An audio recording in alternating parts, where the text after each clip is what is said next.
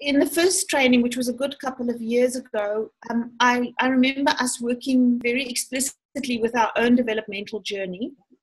So, and that helped to anchor and understand and I want to say land the theory.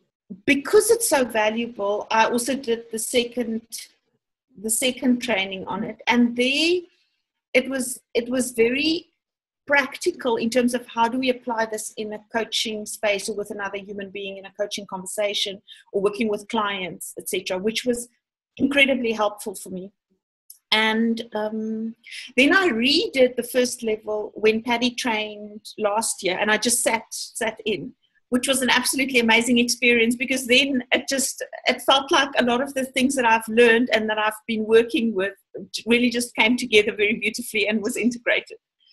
I find that now it's the lens through which I look all the time. So it feels like it's always one of those things in the back of my head around, okay, so that's curious, what perspectives are showing up here, where may that be coming from, etc. As I've gone through the training, I've realized that certain stages of development was, I would say, easier, or I have less judgment around it in myself. And other stages was harder for me, or I rejected those stages more. And when I can see it as a stage, there's even self-compassion that comes in. Okay. Rather than all the judgment. At different stages as coaches, we engage differently with people. Mm-hmm. So when we train to become coaches, and I think it's very necessary and needed, it's a very pure, non-directive process that we go through, so that we don't steer people in direction, don't give advice. And what I've learned through the framework as well is that sometimes people need some input and some support that looks different to someone who may be at a later stage, who's more self-authoring, self-generating ideas, etc. I remember being quite nervous doing the test because, not knowing where I'm going to come up, and I thought, oh my goodness, And then, as I was actually taking the test, I enjoyed the process immensely. And when I got my results back, I was incredibly surprised, because I came out at a later stage than I thought I would come out. Looking at myself through the lens of the MAP assessment has really helped me to see and identify afterwards. And it's been literally, it's been months and years afterwards that I keep on working with it, that I see, oh, that's that part of me coming out, or that's why. So nearly having the results first and then later only recognizing that in myself. Mm. Because now I have a language or a map or a system that explains it.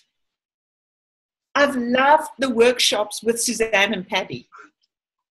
Just seeing them and participating and playing and the humor they use, and it's this serious, complex model, and they hold it lightly as well. And I just love that. So I always work with practitioners where I can see, I like to attend courses with practitioners where I can see that people have really embodied what they teach, so that there's congruence between what they say and what they do and how they show up. And with both Suzanne and Paddy, it's been such a joy, and just a lovely experience to be in their presence and to learn with them. And so that part is really fun. It is, for me, it's been a life-changing framework to work with my clients and to definitely work with myself, because my personal development, I think many of us in this field, we're there because we kind of also working with ourselves alongside of working with others. So that's kind of one of my core values and passions in life. So the tool has been absolutely fantastic to enable that for me and in me. And, it would be wonderful if more people can benefit from that. Mm. So, I am enthusiastic about it. I'm excited about it, and I've really benefited greatly. And, I hope your journey with it also goes well, and that other people can experience the joy and the growth that comes from it.